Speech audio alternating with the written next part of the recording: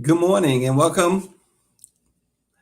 Good morning and welcome to the National Newspaper Publishers Association's Let It Be Known. It's Thursday, May 5th, 2022. The RNC recently sponsored its annual Rising Stars program here in Washington, D.C. Officials said the program is designed to share career advice and showcase opportunities in politics for quote unquote rising stars within the Republican Party. They say that historically, for many communities of color, there has not been a strong GOP presence, and the RNC says it's worked to change that in recent years with its RNC community centers and by encouraging minority candidates to run for office as Republicans at all levels. This year's Rising Stars cohort is made up of 14 young Republicans from 12 states and Guam. Among them are J. Philip Clay, a member of the Indiana Republican Diversity Leadership Series and Project 21, and also Jessica Herron, a student at the University of Mississippi and former summer intern for the Communications and Research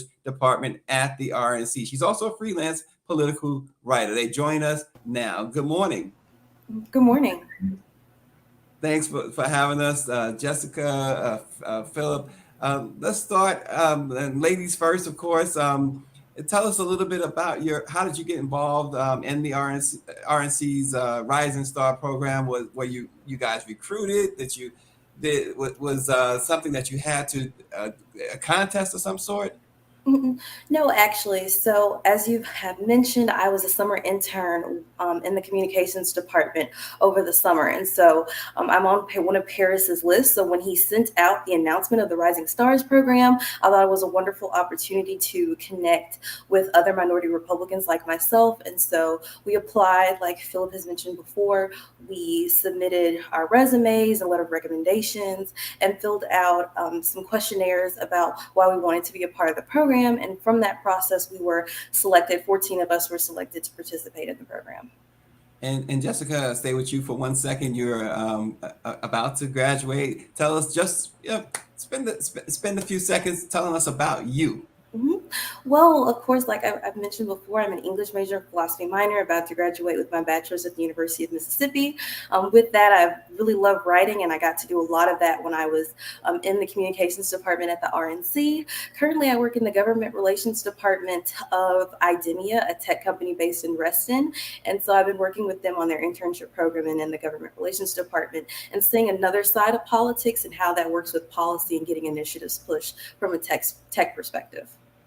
And Philip, you're in Indiana. Tell us briefly a little bit about you and how you came to be a part of this new program, I should say, with the RNC.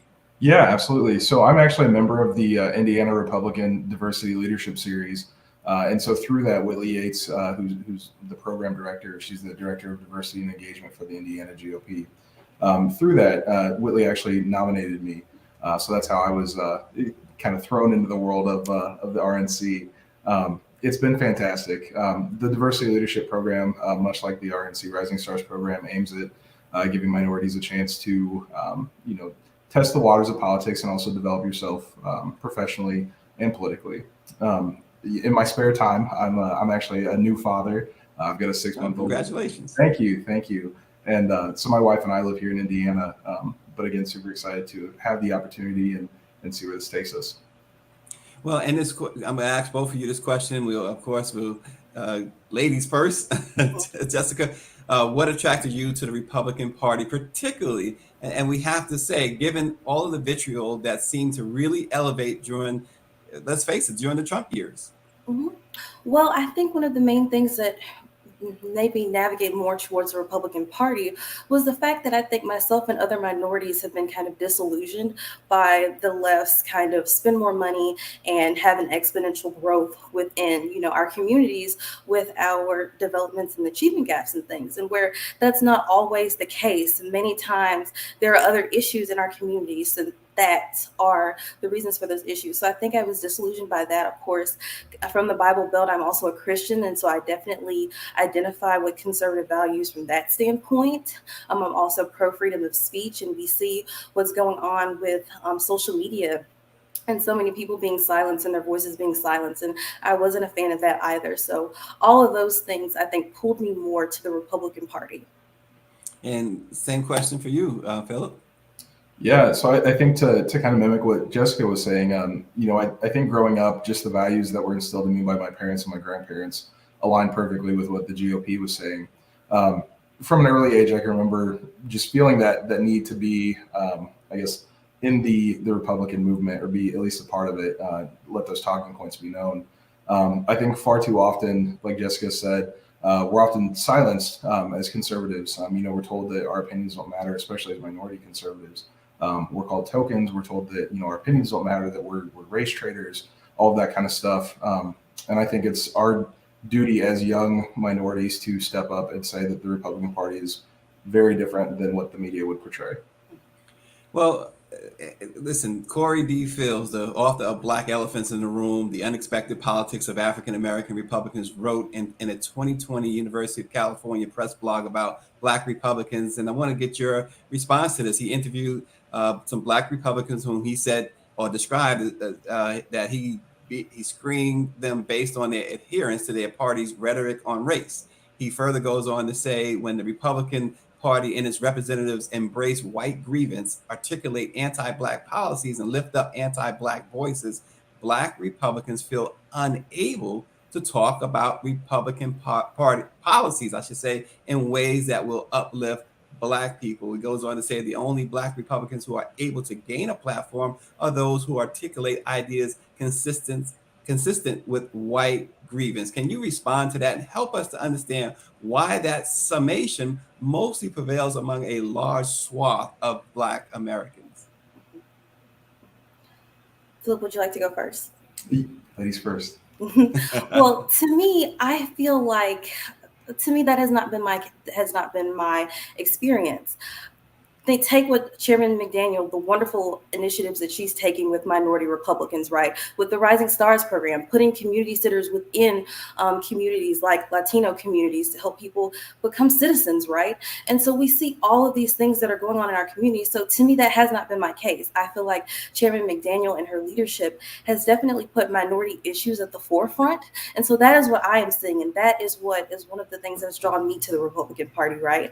And so that's been my case. I definitely feel heard. I feel like Chairman McDaniel, even with her work with the Michigan State Party, with her Detroit Community Center, those are the things that we don't see in the media. Those are the things that we don't see at the forefront, but those are the things that are actually happening and why so many of us young conservatives are being pushed to the Republican Party. Yeah. Philip, you wanted to add to that? Yeah, I think oftentimes, especially being a young conservative, I think to mimic what Jessica was saying again, I don't think I've had I don't think I've had nearly the silencing or the difficulty in getting my voice heard. The RNC has done a fantastic job of giving us a platform and an outlet to speak our minds and to actually convey some of these conservative thoughts.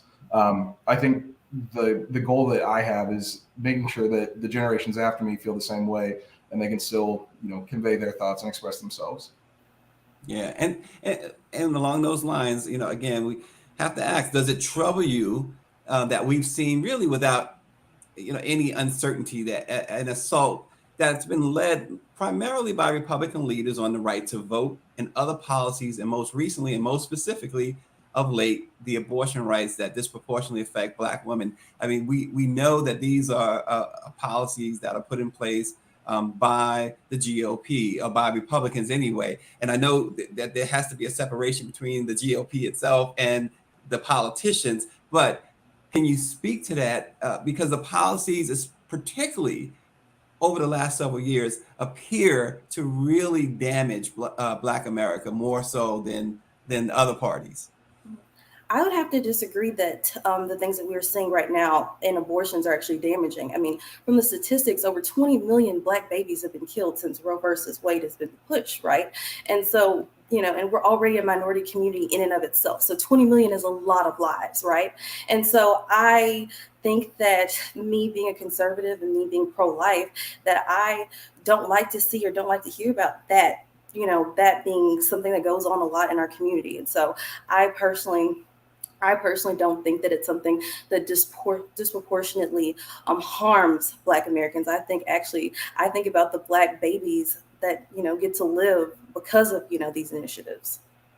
And again, the pushback on that, of course, Jessica, as you probably would know, is that the stats have shown, you mentioned this 20 million, but the stats have shown that already the maternal mortality rate among Black women is just dismal. We know that there is a lot of racism within the medical community, a lot of mistrust within the medical community, and so you're building a perfect storm here. And I'm just playing devil's advocate here. I'm not promoting one policy over the other, but what we do see is that policies that, like the George Floyd Justice and Police Act, the John Lewis Voting Rights Act, that are not being passed, that are not being enacted, and now you have this abortion law that is more. It's a lot more than just abortion here.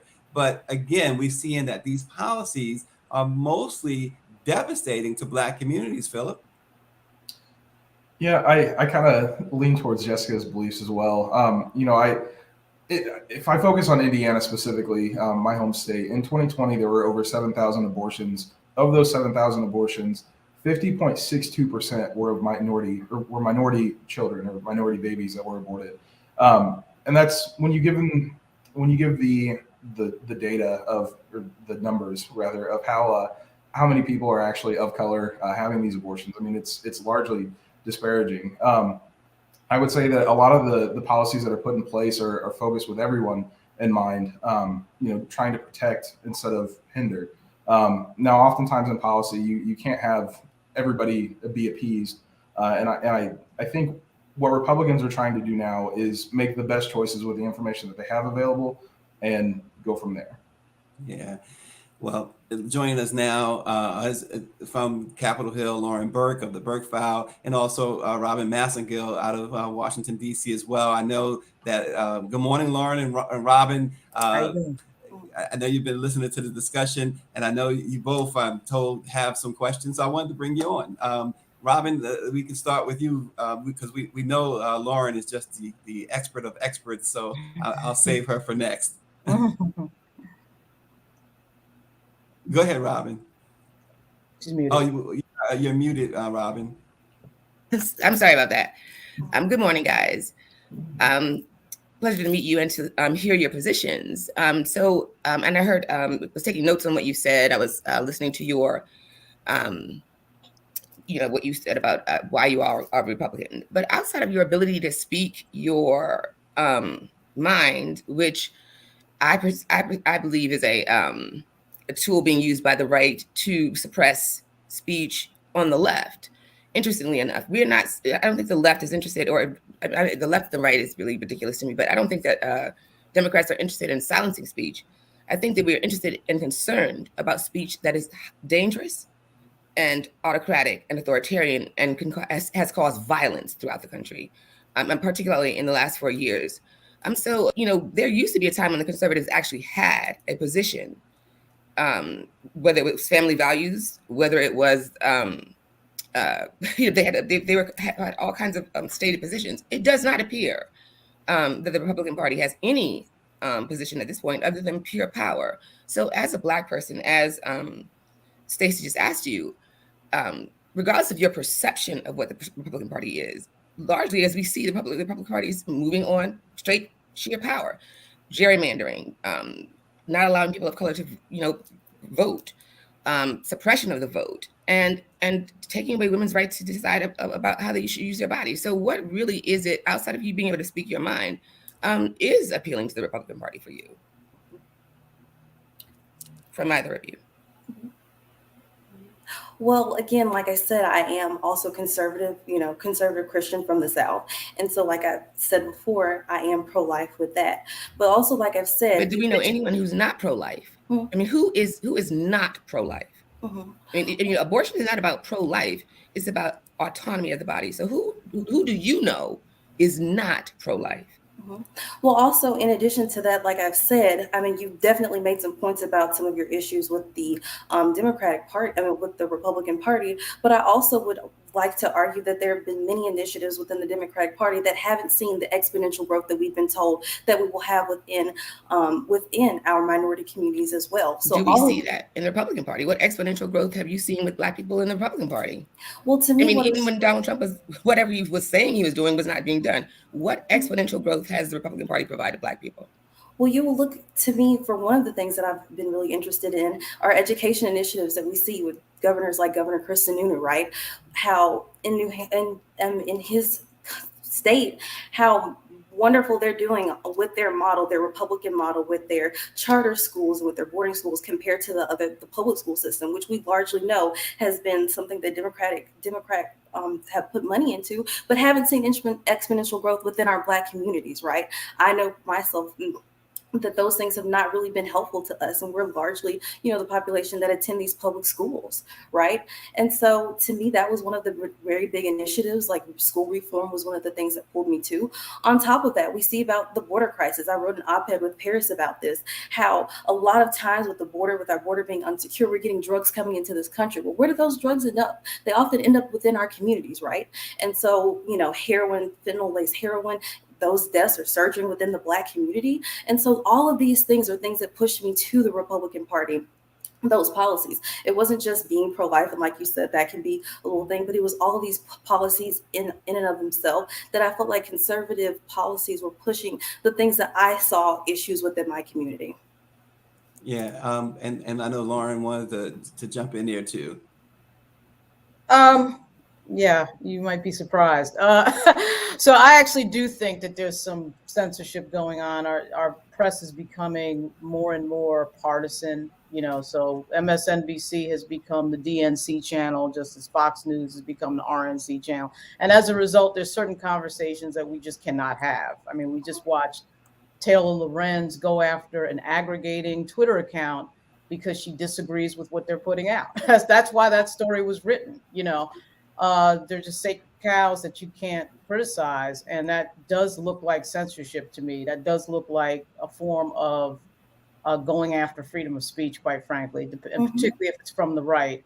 By the same token, I'd love for Jessica to talk about Glenn Youngkin. I've worked, even though I'm a journalist, I've revolved through the door a few times, and I've been a consultant on the Democratic side, and I was in Virginia.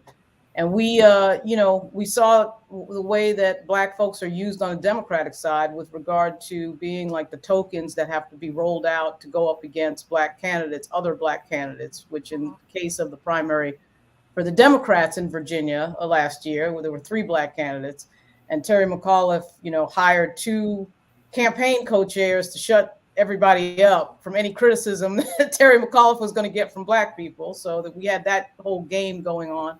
And of course, on the conservative side, we just see, to me, Candace Owens and Harris. I mean, I know you guys have nothing to do with these people, but Harris Faulkner, they're sort of used as as the Black mouthpiece to defend white supremacy, basically, particularly in the case of Candace Owens, who seems to only roll out here to defend white racism. So it's a game that unfortunately gets played. It gets played harder on the conservative side, but certainly gets played on the Democratic side. But Jessica, can you talk about Glenn Youngkin a little bit? I see that you worked on the very successful campaign. I went to some of his events.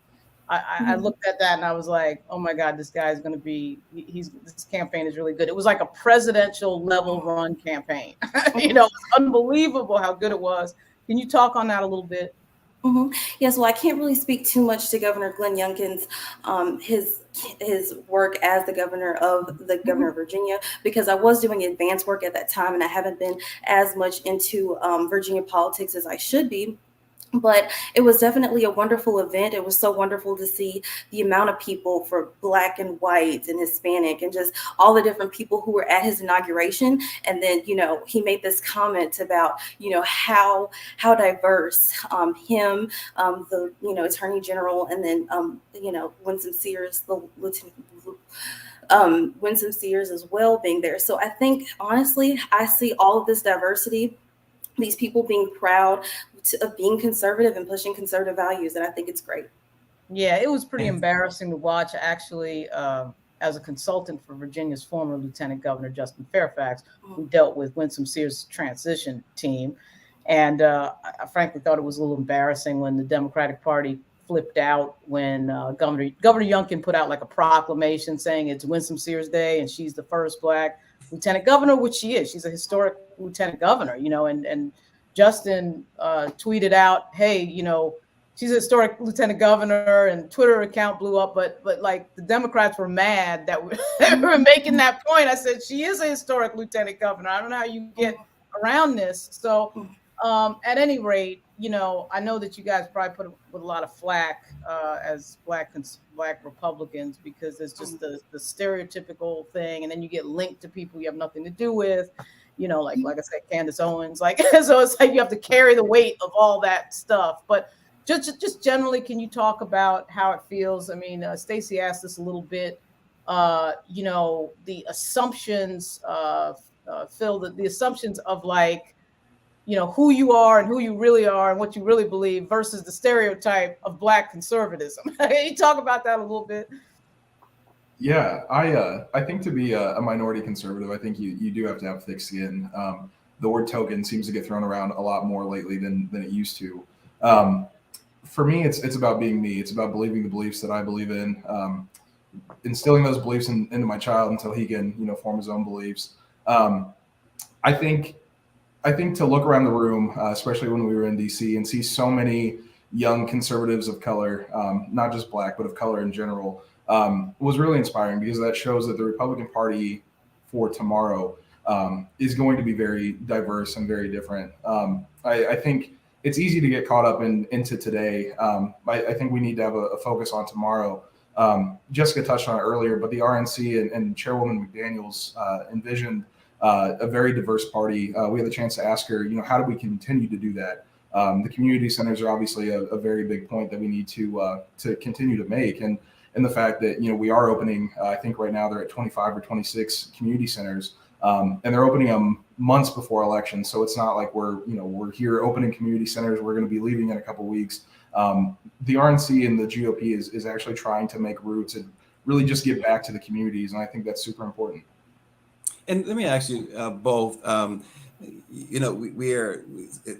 politics are certainly different today than they were certainly when I was growing up, and certainly even 10 years ago. Do you have to support? And I'm specifically talking about presidential candidates right now, because it's going to lead to the second question. Do you have to support the candidate of your party, even if you disagree with him? A, and B, more specifically, one of our viewers, Austin Cooper, is asking of you both, if Donald Trump runs in 2024, will you both support his candidacy? Well, I can start with that answer. So you asked, do you have to vote for? Do you feel you have to support the candidate, whether or not you agree or disagree with him, because he's of your party? Do you feel like you have to support that candidate? Well, to me, I feel like when you have party affiliation, you're at the heart of it. You are affiliated with that party. That party aligns with your values, right? And so I feel like a lot of times we put so much weight on a particular candidate, and we say that they have to hit all the P's and Q's. But again, underlining that is our conservative values. Underlining that is our ideas of speech, or our ideas of pro-life. And so to me, that is my biggest thing. I wouldn't say that you're pigeonholed to have to go to a particular candidate, even within your own party, right? But at the underlying it, why am I a part of this party? I'm not a part of this party because of any one particular candidate. I'm a part of this party because of my beliefs, right? And so that is would be my answer to that question. Yeah, well, and we saw the divisiveness, right? Mm-hmm. Certainly the divisiveness, but certainly the dog whistles became so real when I've never seen that in the Republican Party in my lifetime that we saw during the Trump regime. Can you, Phillips, support a candidate who just on his face just does not seem to jive with the needs of Black America? I don't think you have to support a candidate. I personally don't support President Biden. He wouldn't have been my choice if I were a Democrat. But as an American... but is Trump your choice as a Republican? I would say if Trump is the candidate that's selected by the 168, then Trump would be our candidate. It's similar to Mitt Romney in 2012. Mitt Romney was the nominee. Now, people had a lot of differing opinions on whether or not he should have been, but at that point, I think it's in the best interest of those affiliated with the Republican Party to support and honestly pray that the decisions that they make, if elected, are ones that benefit the entire community in the entire country, rather. Similar, like I said, to President Biden, that's not somebody that I would have supported, but I still pray every day that the decisions that President Biden makes are impactful and they affect the country positively. I think, like Jessica said, to have the party affiliation means that you do support the candidate. I think so oftentimes we get caught up in having these convictions as Republicans, and Republicans do have very strong convictions. And I think oftentimes we prioritize our convictions over collaborating and over trying to get the best result and the best choice for everybody. And so I think, well, the convictions used to be, I'm sorry to interrupt. The convictions used to be, you guys are probably too young to remember Bush Republicans and Reagan Republicans, but there used to be in Republican doctrine sort of a less government attitude in general, that government was supposed to stay out of your lives. That was the Reagan Republican version, right? And then we see this thing yesterday where effectively Sam Alito, of course, who was a GW pick, is effectively saying that the government can mandate that you give birth. So I can't think of a more personal decision between two people that the government should not be involved in. You know what I mean? And so from a conservative standpoint, you would think that conservatives would be like, well, what is that about?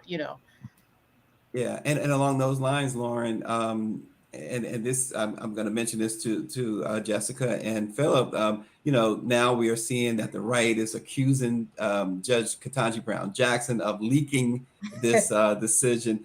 But and speaking of Judge Jackson, I have to go to Jessica on this, and certainly Philip, you can weigh in on this. But I have to go to you, Jessica, because as a Black woman, regardless of your party affiliation, regardless of being a conservative or progressive or whatever, when you saw the treatment of this well qualified and we say well qualified, and let me just say, when you compare to who's already on that court, and you put her credentials against those, you can determine that she is well qualified.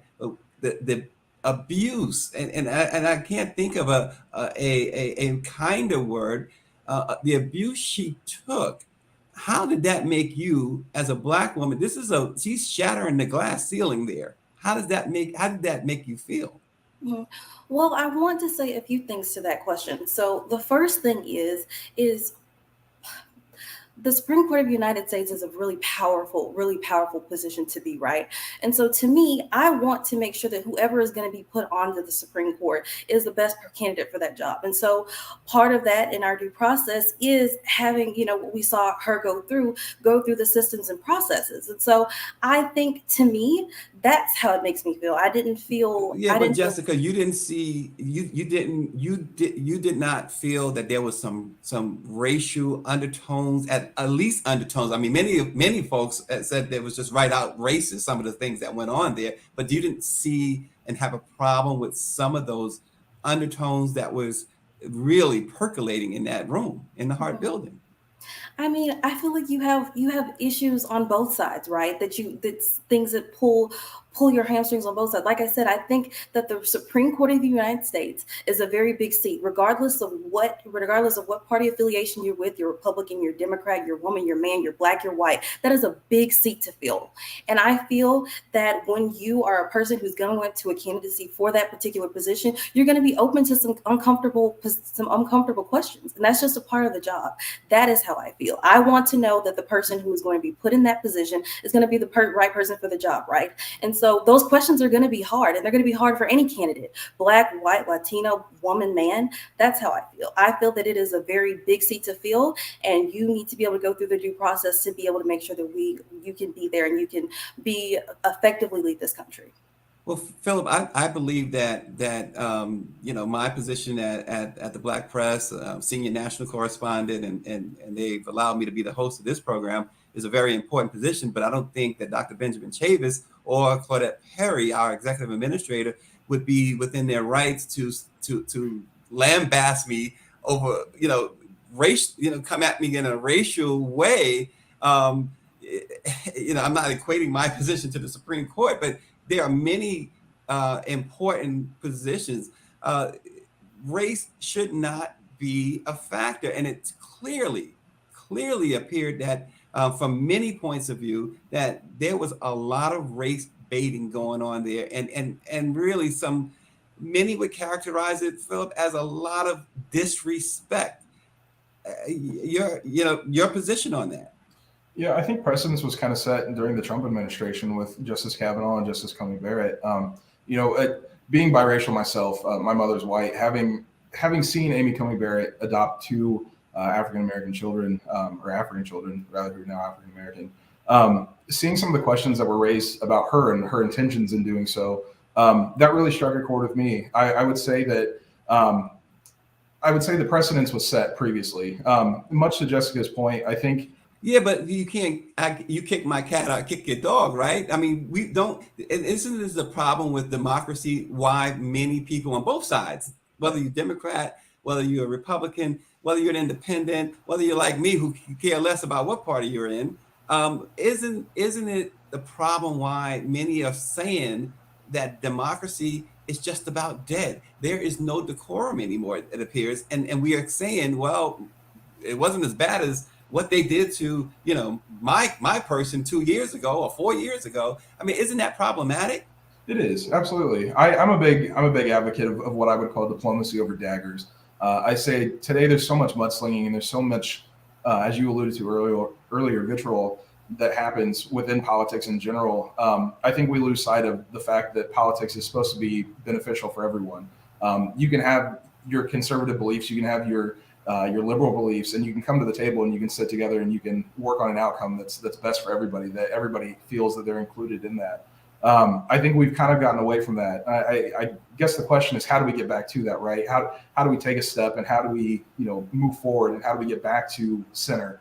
I would say, to your earlier point, that Trump was a very polarizing swing to the right, and now we're seeing an overcorrection with Biden to the left. And so I do question how we get back to center. Again, just going back to the reason why Jessica and I are here, the next phase of the Republican Party, and I can assure you that our goals are to obviously enhance the quality of the Republican Party itself and do our part in impacting our communities. I would hope that the Democrats are doing the same thing. But I can tell you that the future of the Republican Party wants to make policies that are great. We want to impact the future in a positive way. I personally don't believe in mudslinging or, and coming out and, I'll fight for what I stand for, but that doesn't mean I have to fight you, right?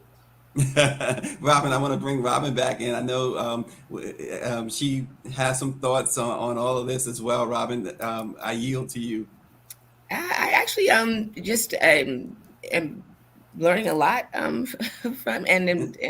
from you all, and just really don't know what to say at this moment, unfortunately. Well, let me tell you this then. Claudette Perry, I mentioned, our executive administrator at the National Newspaper Publicists Association, she writes in that diversity in the Republican Party does not seem to result in support of policies and treatment that improves the Black condition. If a Black Republican votes against the majority, they are ostracized by the majority of the party. Your response to that, and I'll add something else to that. We going back to the Judge Ketanji Brown Jackson hearings, and Lauren Burke was sitting in that room. She was there, and we saw Tim Scott, Republican out of South Carolina. And he's, to my understanding, he still hasn't answered any direct questions from certainly from Black media as to his position on Ketanji Brown Jackson. But I want to stick with Ms. Perry's point there. Jessica, Philip? And so from my understanding of that question, being ostracized by the right is the question, right? Being ostracized within the Republican Party, Blacks being ostracized there. Is that correct? Well, he says if a Black Republican votes against the majority, they are ostracized by the majority of the party. Mm-hmm. Well, to me, to me, I feel like we have we put so much weight onto that, but we don't think about, like, Philip and I being here, how most of the ostracized that we get with being within the Republican Party ourselves is from the left and from people who look just like us. So to me, I think a lot of times we want to focus on that. We want to focus on those issues, but at the bigger picture, why is it that, minority Republicans like myself and Philip, why do we have such a hard time expressing our views and being free thinking and identifying with the Republican Party? So that is my answer to that. I feel like we want to focus on those issues, but then we don't think in the bigger picture, why is it so, how are we being ostracized even by the left? I think we always want to focus on the right and what we think is like polarization within there, but we don't look at those bigger picture issues as well. Well, That Jessica, would be my answer. do you get why many Black people would have such questions for Black Republicans? I definitely, especially given what's happened. I definitely think any question of your beliefs, somebody should be able to our point earlier, should be able to question me about my beliefs, but ostracizing and, like Philip has said, being called an Uncle Tom and things like that, where I've talked specifically about how drugs coming in Black communities, and that can sometimes be the result of an unsecure border, right? And so my issue is, let me talk about my issues and do like we have here, where we're having a very civil conversation, where you all have brought us on here to talk about the Rising Stars program, to talk about being Black Republicans. But I haven't always gotten this experience. I've been called an Uncle Tom. I've been told that I'm a traitor when I am trying to figure out ways that I can push up my Black community and use the systems in place that Republicans are pushing for, like, for instance, the free market society. We've probably never seen as many Black-owned businesses. It's so beautiful, booming right now, that you go into a grocery store and you see Black-owned this, Black-owned that, or hair store this and hair store that. And that is a direct result of the free market system and capitalism and the free market party. So we see those things within the Republican Party, those policies that we're able to use for socioeconomic mobility. That's what pulls a person like me. And like I said, a lot of times Philip and I know we can speak to this, don't get these type of opportunities to talk about why that was a push. It's not Uncle Tom. It's not wanting to be a pick me. It's seeing how those policies are uplifting people like me and people like Philip. Yeah, well, the Black press is always going to be a forum for all in our community. We really appreciate both of you for coming on the RNC's Rising Stars program. Philip, we thank you. We certainly wish you, Philip Clay, the best. Jessica Herron. Herron, yes, Herron, like Hairon is like how it's really pronounced. Yes. Yeah. All the best. We certainly did not bring you here to antagonize in any way. We certainly wanted you to have this forum because you're speaking to potentially 47 million Black Americans. So, Lauren, I know that we gotta close out. So I want to throw it to you. You probably have a final thought.